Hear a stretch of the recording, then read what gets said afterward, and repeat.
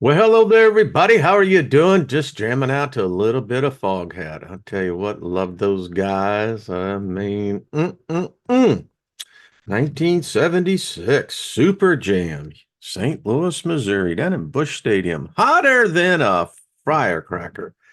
And the music was even hotter. It was a good concert. Yeah. Anyway, how y'all doing? It's Thursday. Good to see you. Thank you for being here. Fantastic part of the journey each day. Look forward to it. Speaking favor over us all. Nothing missing, nothing broken. That's how we fly.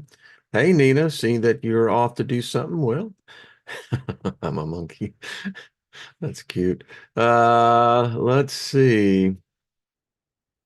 Yeah. Hey, Mark, what's up? Shirley, Austin, Space, Lori, and Deborah.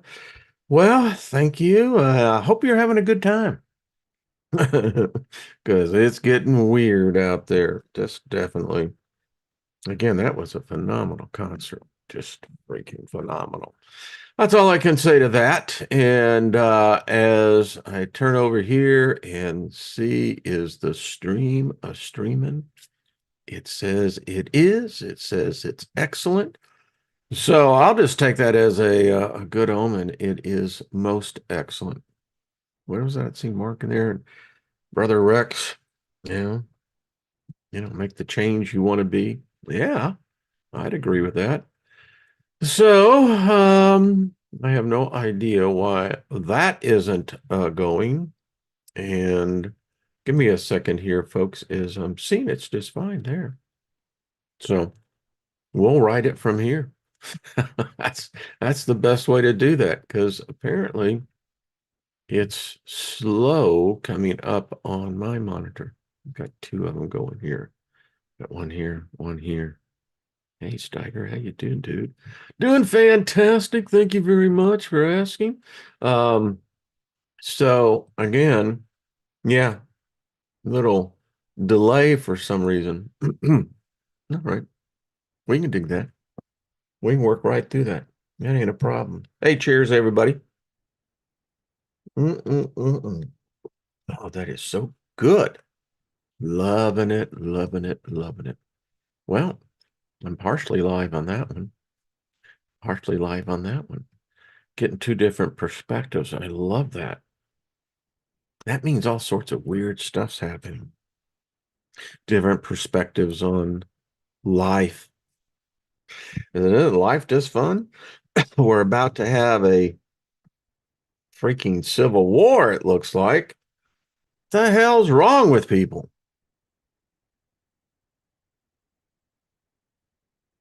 The core has stopped spinning. Weird things happening in the outer realms. And, the outer realms is outer space. It's not the inner. And a whole lot of knowledge going on. So I want to give a shout out to a really uh, Nathan Nathan Setnakh,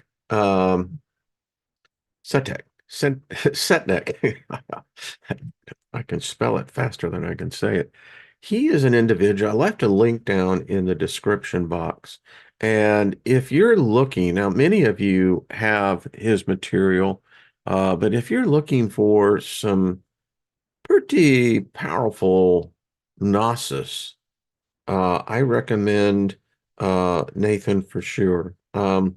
Over the years, he has sent so many things. He was the one that originally had the 72 angels. Um, then this phenomenal set of the 44 planets seals of King Solomon. This is a powerful deck. Guess as decks go. When you get it, if you order it, comes with a complete, really good understanding of what you're doing. And this is the one that I was drawn to years ago. In fact, I have a number of this symbol around in my office. This is the fourth pentacle of Jupiter. Um, Powerful card. Um, if you're looking for a portal that has the ability to increase prosperity, wealth can be in many different areas. If you're sick, wealth is healing. Fact, if you're sick and you have the ability or the means in which to become healthy, no money in the world can be equal to that. So when you think about prosperity and wealth, think about that. Anyway, this is a powerful deck. I just love it. The artwork is just tremendous. Um, and so much of this work has always been interesting for me. Give me one second. Through my study in, you know, Hebrew, if you look at it, this is the temple. This is the second temple. If you look at it, and no matter how you look at it, it's very interesting as the dimensions, the size of this temple that was built. Um, and the prophecy is that the third temple is already been paid for, and they're just waiting to build it. And it has a whole string of things like that. But the point is, so much of our knowledge is brought through the religion that dominates the known world today. And in this case, it's Western Christianity. But there was a host of others.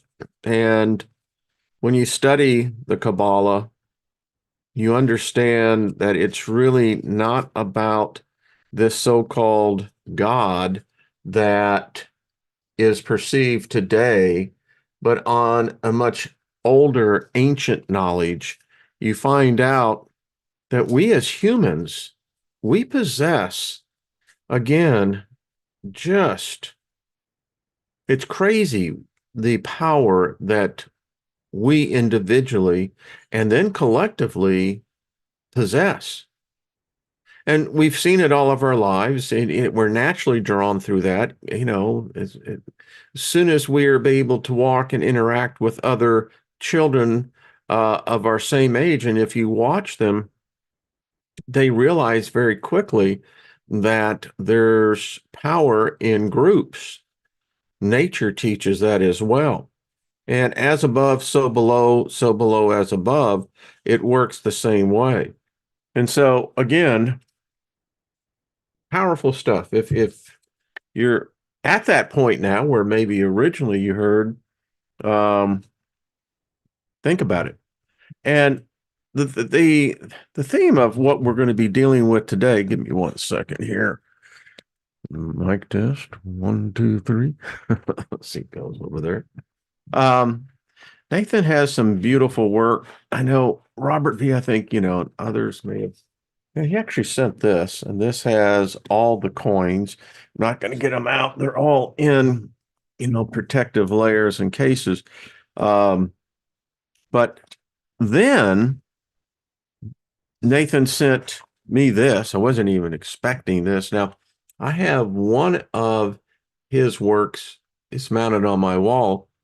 It's like a 24/7 portal, but this is by far one of the most interesting, and I've had it out a couple of times. It is about, let's say a good 4.5 feet.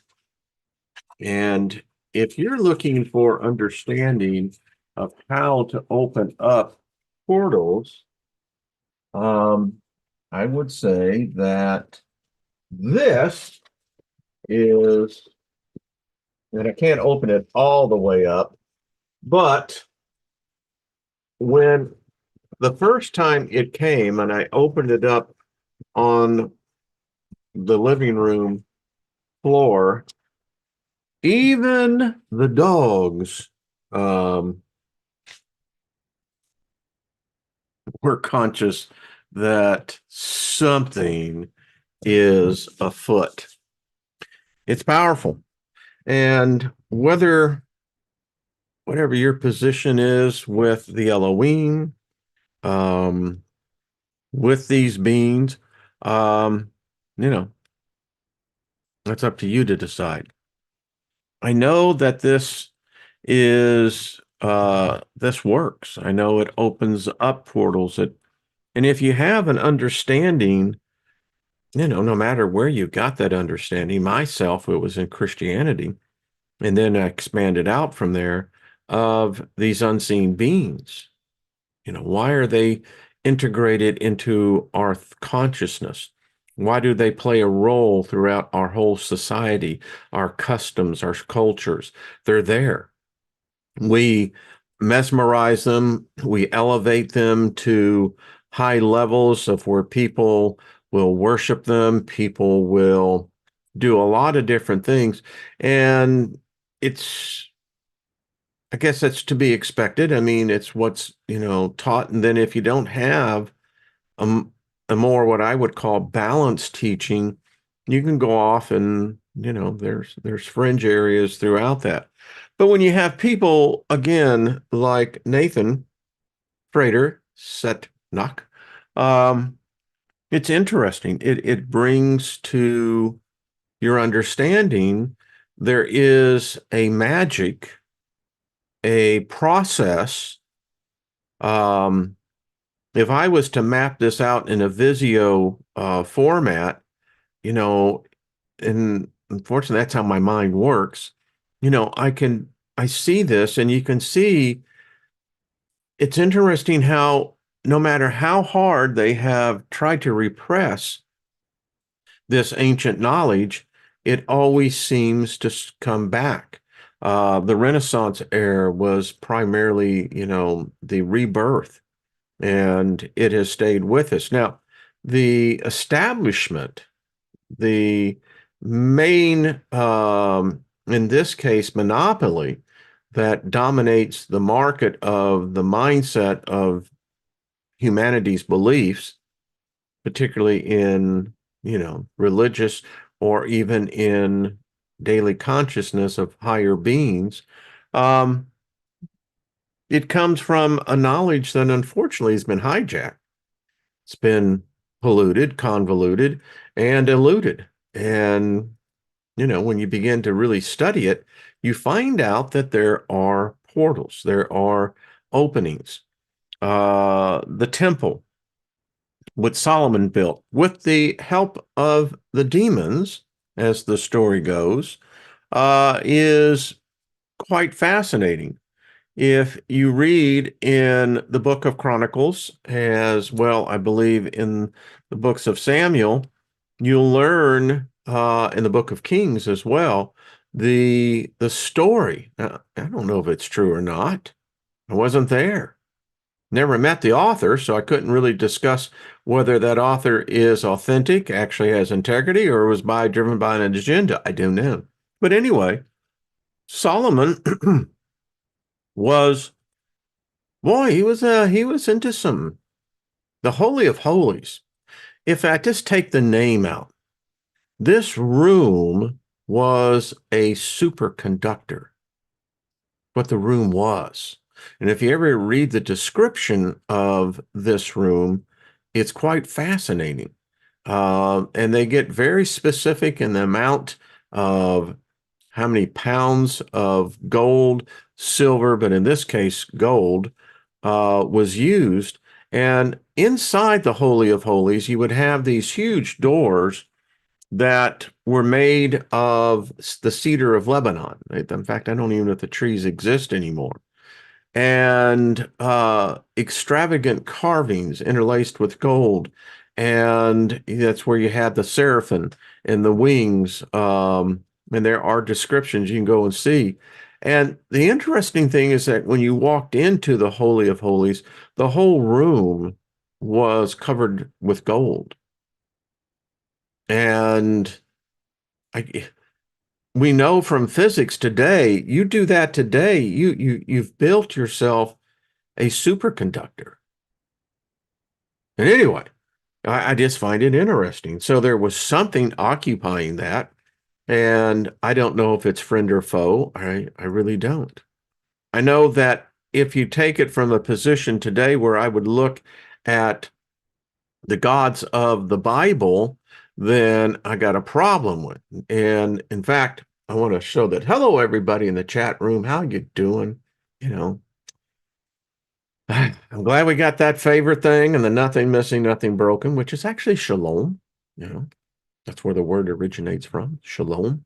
And yeah, so here's something. So I put this together because we're talking about, these portals. Um, and how they're opened up is by prayer, meditation. And as I said, I have a problem with one of the gods in the Bible because any god of any kind that commits murder is no god. I don't care what realm they're in. I don't care what they say. I don't care what technology they use. And that's all gods have is technology. People would argue that, and I would argue back, then tell me what they do got. But anyway, what we do know, murder in any realm is a violation. It's a violation of a solemn principle. Now, murder is not death. Murder will result in death, but death is not murder. And so I've got that problem because, and this extends to all angels and demons, any and all spirits. They have rules, they have laws on the other side. It's not, this realm of, no structure. It is structured. And the fact is that we know, now here's the interesting point. We know where the angels are concerned, they're murderers. The one named Gabriel should never be invoked. That angel is said to be equated with the angel of death. Where Gabriel comes in and it's replete in the Old Testament, story after story. Gabriel was the one that murdered all the babies. These angels, some say they don't have emotions. I don't know. I think they do have emotions. But this being, this one named Gabriel, is soaked in human blood. Now, where on the demon side of the equation, I can't find one particular demon that has ever harmed one hair on the head of any human. Anyway, we continue. The gods of the Bible, the Quran, the Torah, or any other that murders a human is guilty. There is a penalty. And there's no exceptions to this rule. There is a penalty for such actions. And again, this thing about when one of these entities commit murder, so often they will use another as a proxy for their actions. But it says God has no authority in this realm. This God that is known today as, God, it had to work through a human being because human beings are the only ones that truly hold title to this planet. Now, you could have access. I'm just going to what the script says. I mean, that's what the first chapter of Genesis and, the second one is all about. Man is Lord of this planet and therefore is Lord in this realm. And I contend that this realm extends beyond just that which we can see. And the interesting story of the patriarch Abram is the fact that the whole story of Abram coming out of Sumer, which his family, they built the artifacts of worship for Inanna, they were housed in one of the ziggurats that have even been discovered. So we know that this cat apparently has a pedigree back in Sumer. So you got to ask, where did Enki and Enyo go? And then how in the world did this so-called God suddenly show up? If you notice something about this God, which is interesting, is that it has boundaries. It cannot go outside of a defined boundary. And the whole story of Abram is Abram went into covenant contract with this entity, giving this entity access of coming into this realm. That is the story. But if the human had not been there, then this being would have had no access. Now, if you look at this from a legalist point of view, then the question is the original contract valid with that human? Now, you also, as I showed and asked you here, you have to remember in the first 3 chapters of Genesis, there are 3 different deities on stage. The first is not the third. The first and the second appear to have never murdered a human being, whereas the third is the one who committed genocide, and that's what it says, on humanity and still kills humans today. This God is known as a renegade. Lilith, the Kabbalah, all of it says the same thing. This God is a renegade entity. It murders, it kills, it has a very low self-esteem, apparently has a real image problem. So this God has committed a sin, a crime of murder. Murder is murder. And yet we see today that all of these religions command their followers to murder. Would make sense. Why wouldn't they command them to murder? And then we get into this whole thing with Satan and Lucifer. No one has ever shown me any document, any canon, any document where Lucifer ever killed a human being, ever commanded a human being to worship him, ever commanded a human being to murder, to slay into the animal kingdom. And the question is then if we have those that invoke this, they appear to have emotions. It seems like we know they have sex. And the key that good teachers like Nathan, who brings out, you must learn how to angel and demons, how they think and feel. And if you can begin to think like an angel, think like a demon, then it gives you some insight into who and what they are. You know? One last thing. God, gods, goddesses, angels, demons, they love rock and roll. They really dig it. So play it proud, play it loud. That's all I got to say. All right. So just getting that out of the way. Give me 1 second, folks, as I go over here. There we go. Over hill, over dale. Anyway, how y'all doing? So, angels, demons, opening portals. So if these angels are here at our beck and command, and if you had that knowledge, would you share it with everybody? The odds say you would not. I mean, you got something going here. I mean, if you had the opportunity to command, whether it's the white chess guys or the black chess guys, they're still on the playing board. And each chess player, regardless of its color, still maintains that power and position relegated to that particular piece. Okay? So, if you learn chess, you begin to learn to think about each represented on the chessboard. You understand a pawn is primarily for 2 things, sacrifice and blocking.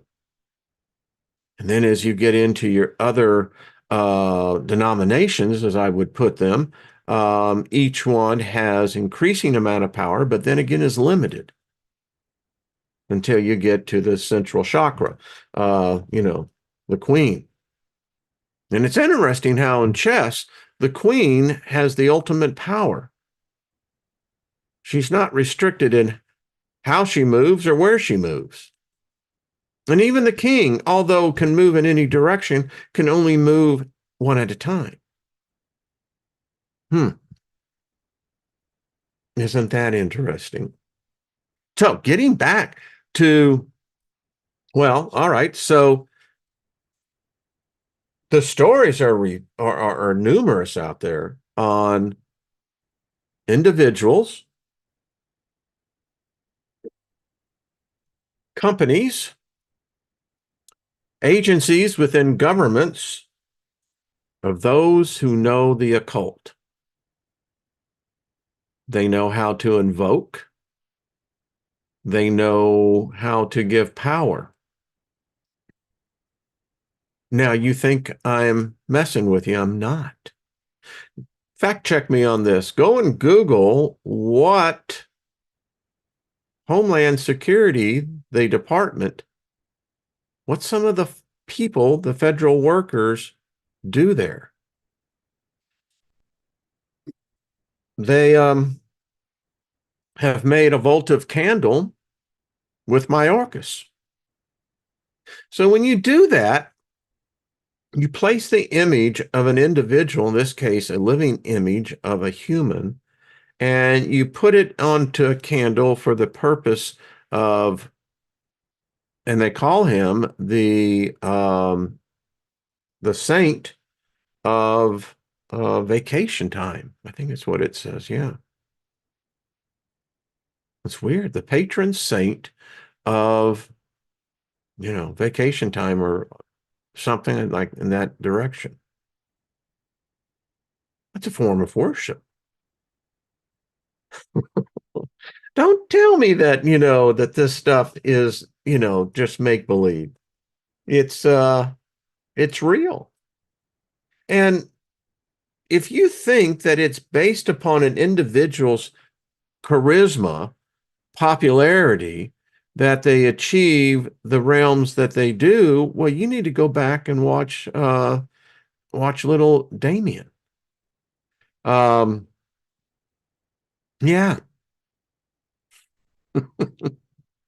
Now, it's interesting because for myself, we saw angels in different ranks. And again, these lower angels, and we don't know how many of them, some of my Bible teachers, tried to tell me something like 100 trillion. I don't know. But there's a lot of them. And apparently they can manipulate certain aspects of the space-time realm. They seem to have the ability to transcend realms of time, which gives them an insight. They seem to have the ability to work with the elemental spirits, the forces, the energy, and they seem to be willing to do what humans command them to do. The fact is, most humans have no idea how to command an angel, how to command a demon. Why would you command a demon over an angel or vice versa? What would be the purpose? If these are intelligent beings that possess a knowledge or a technology that is far advanced than ours, then think about that. They seem to be of a neutral energy, like a neutron, that is swayed by either a positive or negative polarity. They don't seem to really judge between the two. Now, if you study, which we're about to get into here, a little bit more of what these beings do, and they're long-lived. Apparently, they do die, just like we do. They, again, have very long-lived lives. I don't know if it's into the millions or billions a year. I don't know.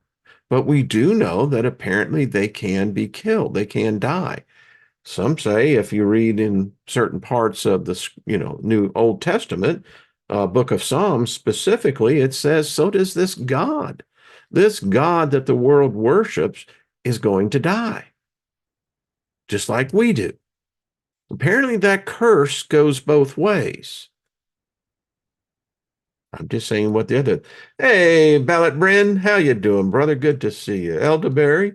Um, some say demons ask for sacrifice. Well, now that is an interesting point. We'll get into this more. When they ask for a sacrifice, what is it? Do you really think that if you, as a conscious being, would require a human life, one spot of blood to be spilt to an unseen entity, you need to stop and time out? Now, I don't have a problem with if there's a quid pro quo, you know, maybe a certain demon or angel likes rock and roll. Maybe it likes fruit. I don't know. Can they taste? Do they eat?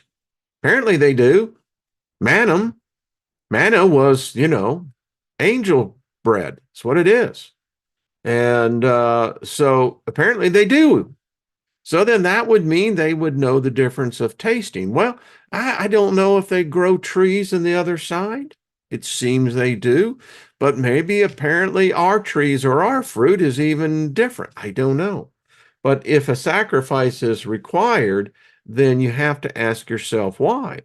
Now, I was taught that praise is a sacrifice. You can give praise to whatever, and it is considered a sacrifice. Weird, isn't it? But they're all around us. And again, getting back to the theme on this. So if you had that knowledge, and if you wanted to make sure that the family bloodline in association to futures in the bed, because if you're a true strategist, you don't see just tomorrow. The true strategist says, well, what's it going to be like 100 years from now, 200? People say, well, that's impossible to see. I don't think, though, certain things like, to me, that someone's got a freaking agenda going and it's unfolding apparently to their plan. And if you're telling me some jackass in the United States government has come up with this plan, I have to question where the authenticity of that comes from. Because there are a lot of dumb people in the government, in corporations. They're dumb.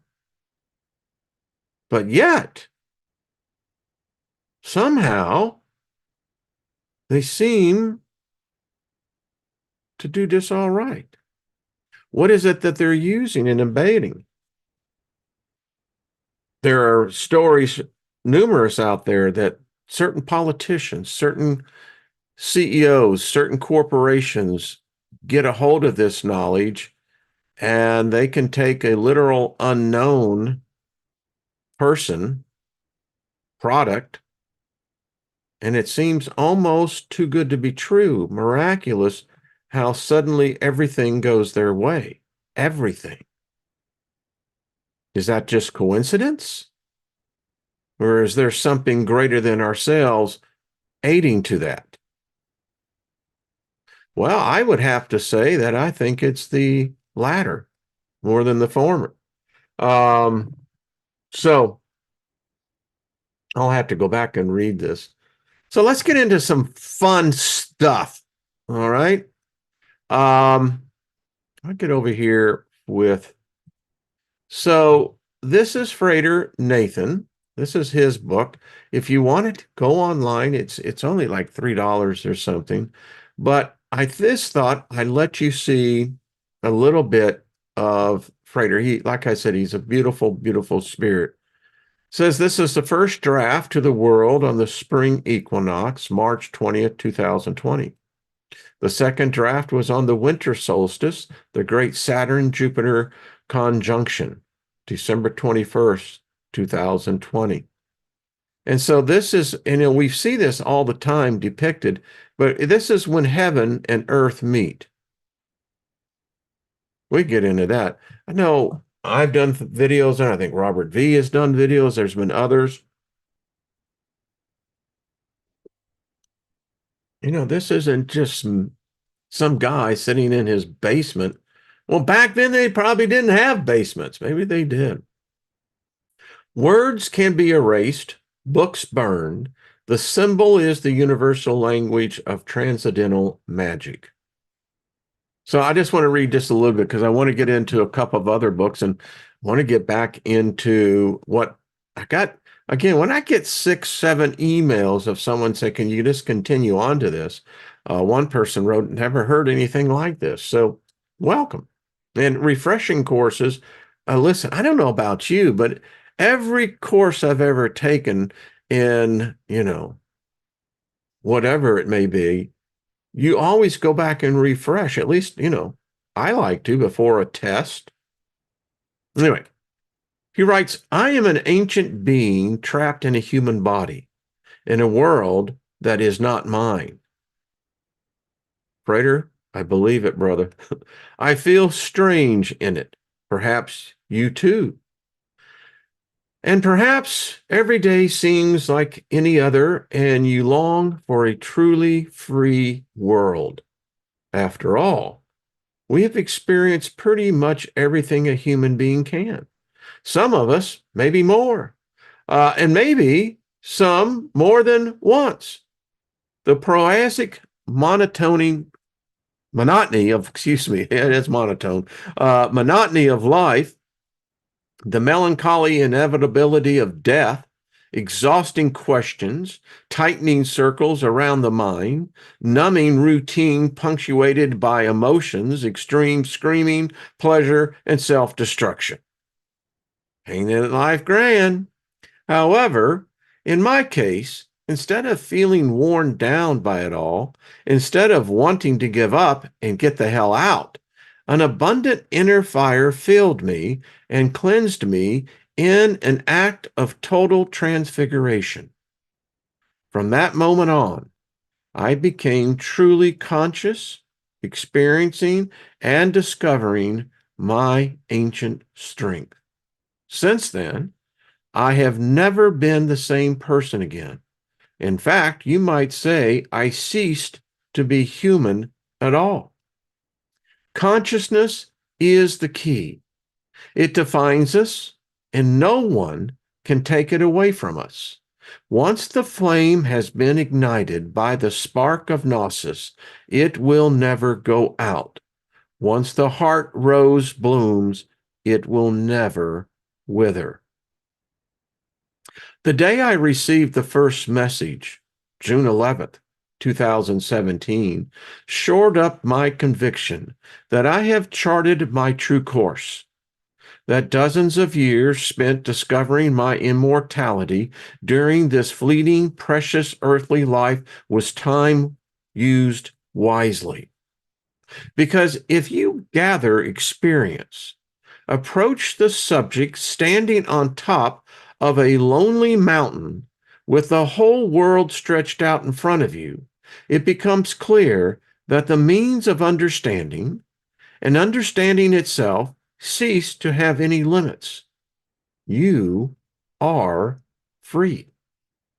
The prison you built for yourself with the bricks of ingrained expectation and inattention no longer exist, simply because you will never feel like a prisoner again. Ain't it true, our minds? The woodcut illustration of Saturn in Old Father Time made by the Bologna Zaltura. There we go, 1608. Telling you, a new stuff. Consciousness is the key to all doors, a remedy for all doubts. It is a portal to the dimension you've been and are and will be in. Consciousness is the you that destroys and creates your selfhood. Consciousness is the life that will someday end, and it is death, which gives rise to a new beginning. It is emptiness from which something emerges, and fullness which collapses, creating one great nothing. Consciousness is ubiquitous, held in common yet separate for each of us at the same time. Polarity characterizes this beautiful cosmic turnstile of existence and events. Gnosis, a primordial memory, an ancient knowledge, is a map that leads us to pass through the intricate paths of life's labyrinth. It is a fuse that permits us to consciously enter the state of death, a pole that allows us to balance on the brink of new worlds. With this map in my hands for several decades now, I have been a guest of countless spiritual and magical systems and walked many paths of left and right hand both. I have drawn hundreds of symbols and maintained partnerships with numerous diverse energies. I have never sold my soul to the world because I have never loved it enough to do so. Rather, I have observed, I have healed my amnesia, and have slowly remembered who I am, who I was, who we are.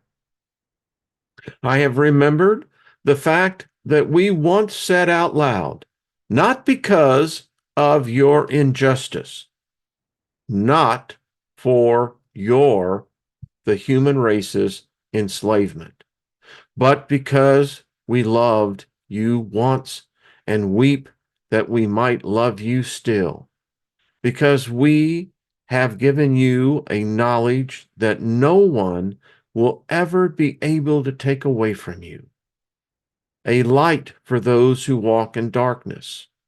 For this, we have been thrown into this material trap, this mauling pit. For this, we have fallen, lost our wings. For this, our memory has been taken away from us. Suffering is, has been, and will be our earthly lot.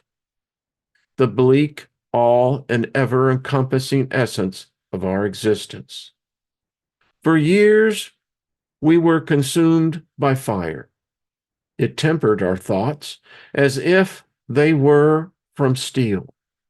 And from a petrified heart melted a tiny shard of the shimmering consciousness. This is the secret of the alchemist's gold. Look deep inside yourself, and you will discover the philosopher's stone. And as your consciousness rouses, you will remember you are already on the road that leads to immortality. And when you remember, you will break the shackles.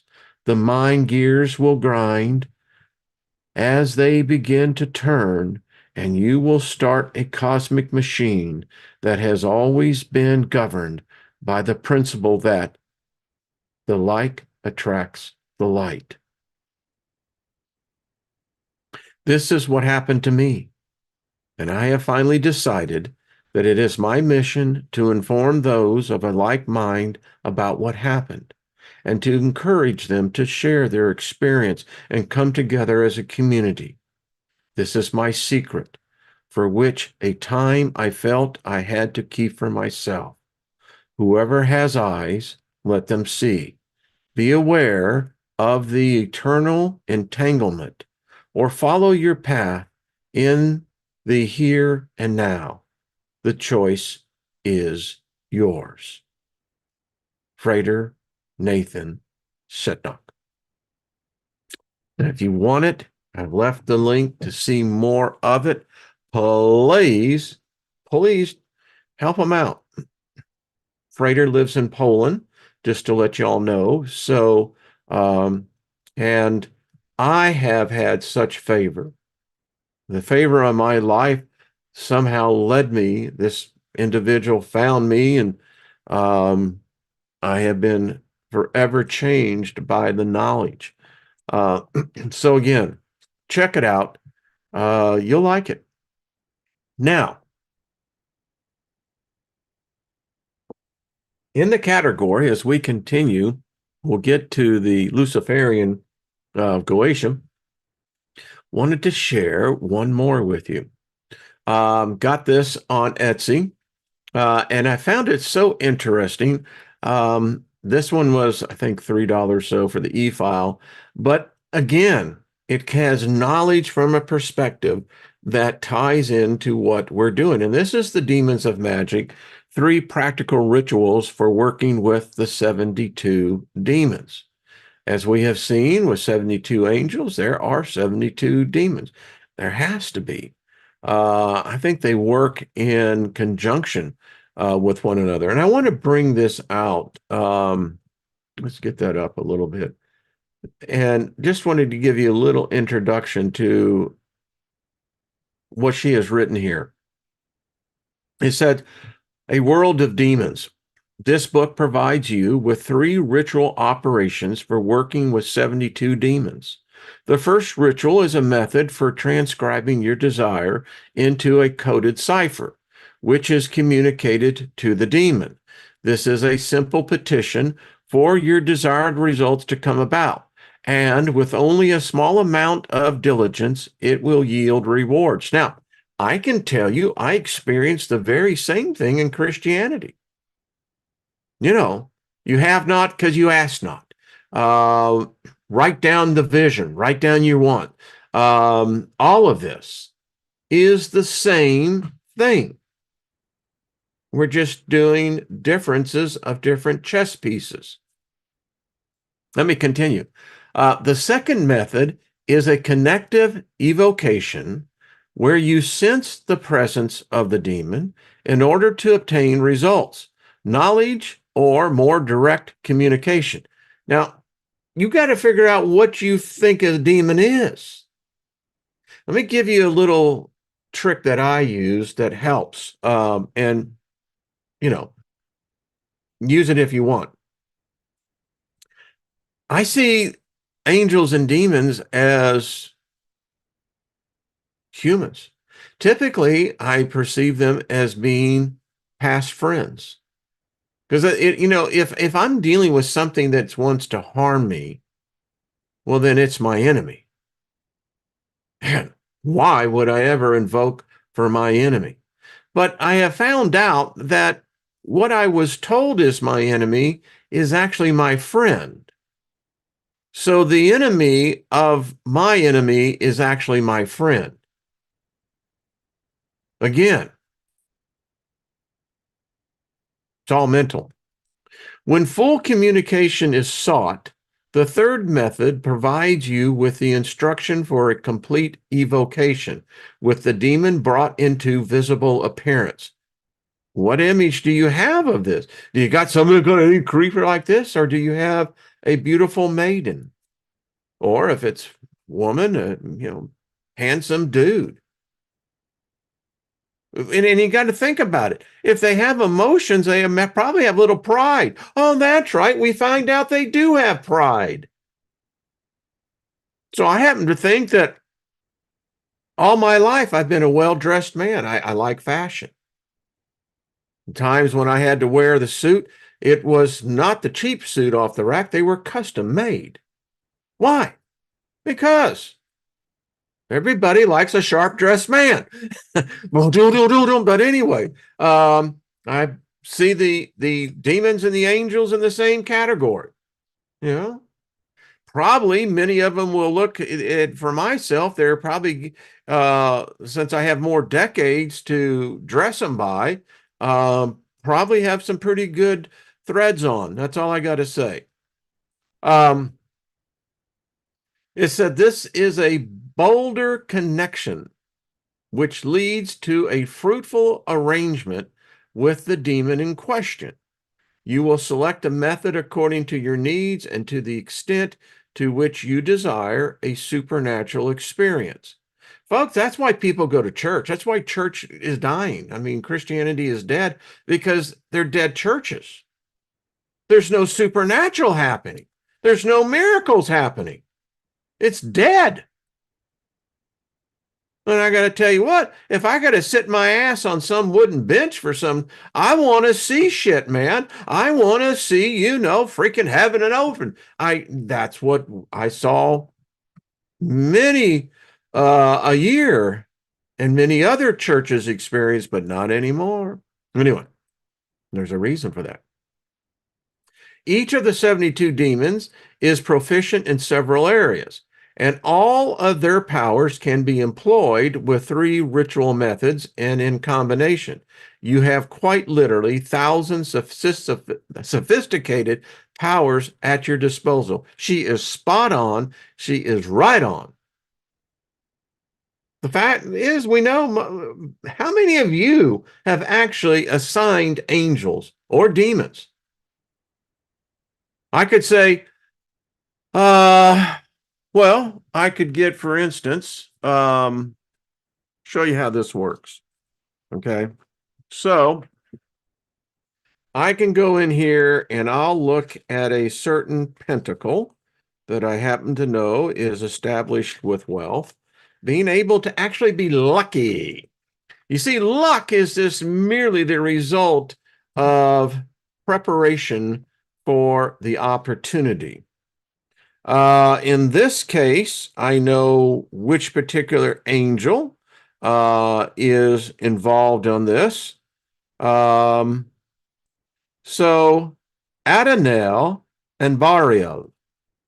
Now I could say Adonel, Adonel, Adonel, I hereby command you to go forth and to bring in a financial windfall for me this day.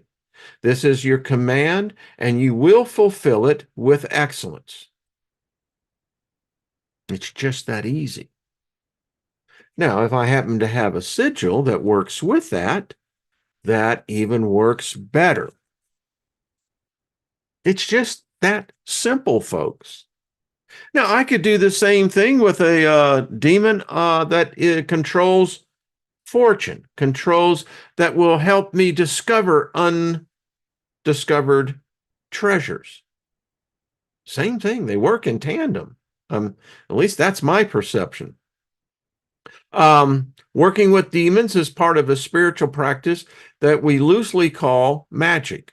Magic, of course, it's G-I-C-K, is a process of unearthing your authentic desires and having them met directly, even though your needs may be seen as undesirable by others. Magic can lead to a life of ostentatious success, quiet power, and the most extraordinary peace. The beauty of demonic magic is that spiritual growth arises from the material success you obtain. When you work with demons, you are not praying and not meditating and not being mindful of the moment, while trying to convince yourself that what you have is enough.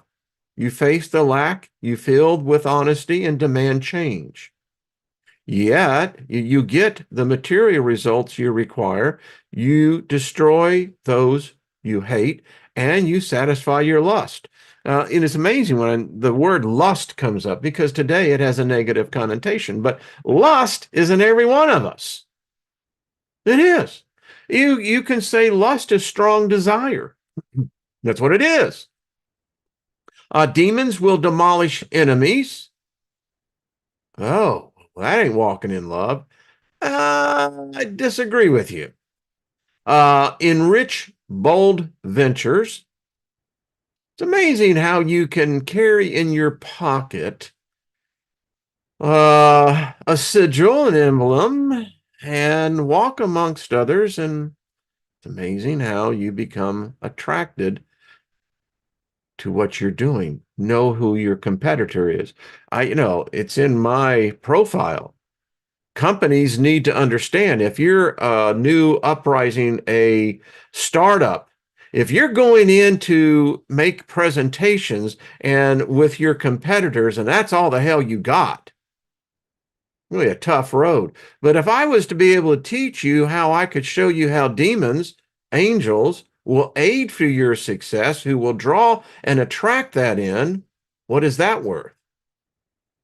Makes you different is what it does. And will provide you with wisdom, charisma, and persuasive dignity. If these are works of darkness, as some would claim, they bring great light. Should you have concerns about safety, know well that I would not have written a reckless manual of experimentation. Demons, like any other spirit, may surprise you in the way that they work results into your life, but they do not run amok, causing mischief and mayhem. You're dealing with mighty demonic kings, dukes, and earls, lords like you. You are a lord. Someone wrote me and said, holy freaking in Christ, Wayne, never saw myself as a lord, but that's exactly what I am. Yeah, that's true. To regard them as troublesome imps is to give too much credibility to your nightmares and the whispers of fiction. If you are prone to trust your nightmares more than your heart, and should you have any fear regarding this work, do not read any further.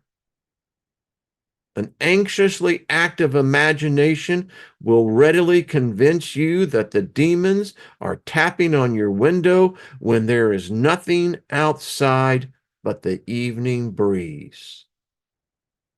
Some small degree of fear can work as an opening, but generating the sensation of magic. But I prefer to think of this as respect rather than terror. When you stand in the presence of a king, you may feel awe, but you do not bow down. Not if you have demands that you wish to be met.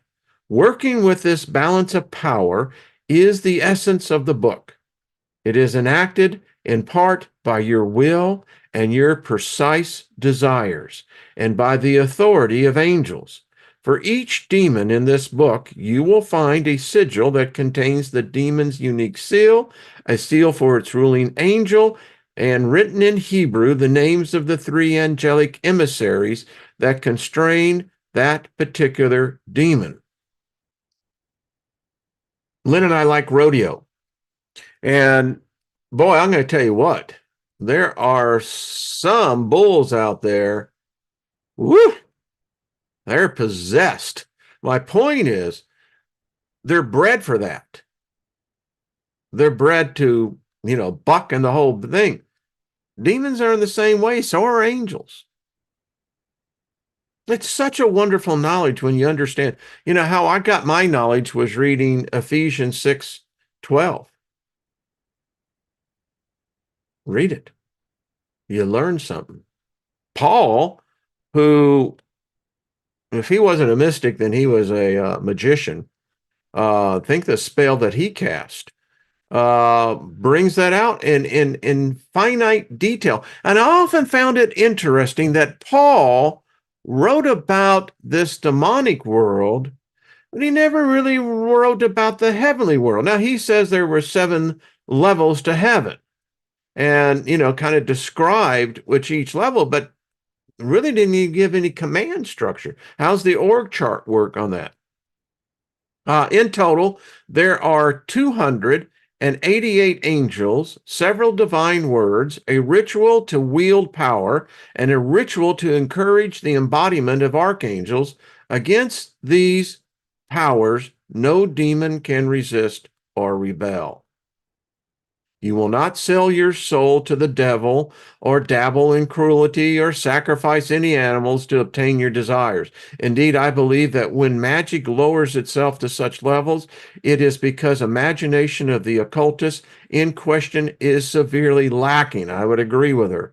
While animal sacrifice and offerings of blood and meat or actions of cruelty have been used to energize magic, it is fair to say that these approaches are primitive and less effective than what I propose. More harmonious alternatives have been found that produce more effective results.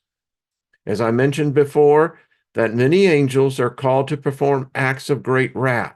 Pursue the ancient source materials from which magic is derived, such as the Varit Manchuka or the Shosel Ha-Shamat, and you will find angels that are invoked to curse, harm, and lay waste. You can read the Bible in that one. Demons, however, and the Quran as well. Demons, however, are described as offering dignity, honor, and wisdom. The word comes from divine ones. And I haven't met one that's ever harmed me. Lilith even kissed me twice. Anyway, when experienced, you will find that demons propagate timely wisdom and gentle healing. Some will claim that this is merely a trick tempting you into evil ways. It will become clear as you read this book, and I consider working with demons to be akin to any other magical work, in that it is neutral in and of itself. Demons may be fallen angels, or the offspring of angels that procreated with humans, or something else entirely. It may be that these speculations and myths arose, gave reason and definition to spiritual beings that defy obvious definition. Demons may be trying to regain their lofty position or merely trying to cause trouble and spread evil. But whatever their nature and purpose, when you work magic with demons, none of this matters because your choice defines the nature of the result. You can choose to grow spiritually or propose acts that others would define as evil. An axe can be used to murder or rescue a child from a burning building. A needle can be used to poison or to heal. Simple painkillers can be used for mild relief or to commit suicide. The magic is neutral, but its potential is considerable, and demonic magic has more potential than most forms of occult work. You can do great harm, and you can create turmoil and chaos if you choose to do so. And there is no doubt that you can meet your material needs with the aid of demons. It should not be assumed that you are abandoning your mortality. Indeed, many pursue contact with demons to improve their personal wisdom, their reputation, and their spiritual growth. It should be added that some of the wise would say spiritual growth is more readily acquired from a place of power where a lack of material comfort is no longer a concern. For it is for you to decide how to proceed. All right, I see I've gone over. This is great. This is a good book. Again, Etsy is where I got it, and it's well stated. And it is true. You know, a person who doesn't have a place to sit is focused more on finding a place to sit to get comfortable. Whereas if you have several places to sit, you no longer are concerned about where you're going to sit. It's the same thing. So the doctor, how are you doing? Have not seen you before. So thank you, Ara. That is very sweet of you. Thank you. I love this people. I love this group. Thank you, sir. Thank you. The doctor, I'm assuming male, but that's how do you say doctor neutral? It's like, okay, but appreciate it. All right, we'll pick up literally here tomorrow. Want to get into, the book that we were reading, because we'll begin to look at these demons. When we had JT and Nina on, that we should have had this book with us here because it gives us exactly, and it shows how it's done. Now, again, it's like anything else. I love chocolate, but there are some chocolates I don't like. Rennie will tell you that. I mean, when Lynn and I got married in Hawaii, We were at the Four Seasons. And so when we got into our room, they had this beautiful piled up plate with chocolate. And the light was down, and they had roses all over the room, rose petals. But anyway, I I picked up this piece of chocolate. Well, little did I know it had I think it was habanero peppers. Oh man, I didn't like chocolate then. Not at that moment. Nope, nope, nope, nope. Oh man, that was such a bad experience. I mean, it really was. I said, who would put that together? Well, some people like it. Uh, you're right. Chocolate is dark, and when you're kind of a dark room, it just it's even darker. I didn't see the red powder that was all over it. Boy, I certainly tasted it. Mm-mm-mm. All right. How do you like the Four Seasons? Well, I really like it a lot. It is a place I would recommend. That it was beautiful. The accommodations were first class, and they treated us like a king and queen. So yeah, this was the one that was in Kona on the Big Island. So, and I like the one in Austin, Texas. I have to say, did many a thing in there. All right, folks. Went a little bit over, but thank you for sticking with me. Thank you for hitting the like button and subscribe. Someone said, why don't you should be at, 100,000 or more. Hey, we're an intimate group here. That's all I can say. We love everybody. We show enormous amounts of love and compassion. The chat room is just that. And, you know, it's cozy. I like it. Yeah, that's all I got to say. All right. So much love, everyone. See you tomorrow. We'll pick up exactly on this one. So that will be part 2. All right. Have yourselves a beautiful day, and we shall walk in knowledge. Remember what R. Wayne Steiger said: ignorance is a self-inflicted disease easily cured by knowledge.